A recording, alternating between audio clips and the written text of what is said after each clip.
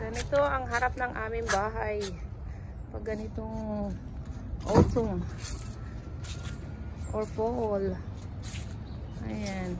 Yan na yung mga halaman ko. Naglinis kami guys kaso hindi natapos. Oh. Pinadry namin yung leaves para mailagay dyan sa loob ng garbage. Ayan, syempre lahat ng mga tanim ko na tumawawala. Pagdating ng winter, ayan, ano na lang oh. Putas nga itong mga naiwan pa. Meron pang ano natitira na bunga. Kunin ko lang to kasi para ano pwede pa naman siguro. Pero yung mga maliliit di na.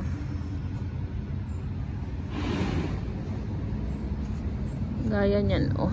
Ayan, pwede pa to medyo ano. May hinog pa to guys. Nilalagay mo lang sa table. Ayan mo lang siya dyan sa ayan. Kasi yung nakaraan kung napanood nyo yung huling vlog ko, namitas na ako ng mga na hindi pa hinog. Ayan, meron po. Ayan.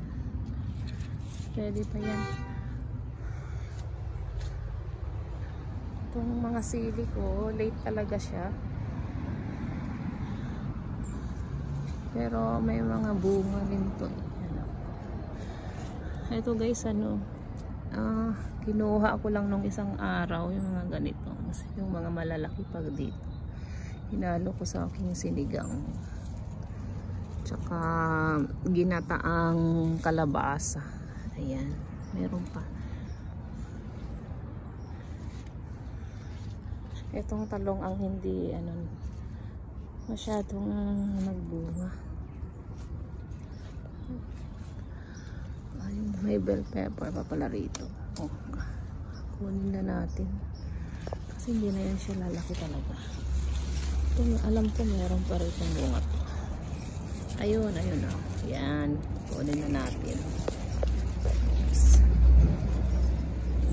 Ayan, tapos pati dahon kuha. Etong mga leaves niya guys, itong mga dahon ng sili, kukuha rin ako. Biliin ko lang yung ano, yung hindi masyadong yung mga batang leaves. Bata. Kasi 'di ba ano, pang sinigang. Panghalo sa sinigang or tinola. Ayan, dahon ng sili. Eto ano, may bunga kaso wala na, late na. Liliit pa. Ganito guys pag ano, pag nagtanim ka ng late na, hindi mo na sila maantay magbunga kasi abutan siya ng paglamig. Ngayon nag-start na kami ng fall.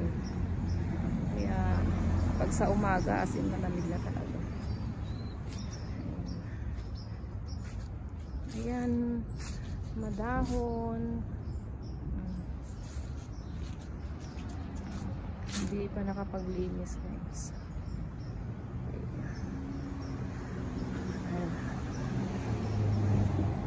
Ganito ang itsura ng harap namin pag fall. Autumn, fall season. Bye guys. Thank you for watching. Have a great day everyone. Keep safe.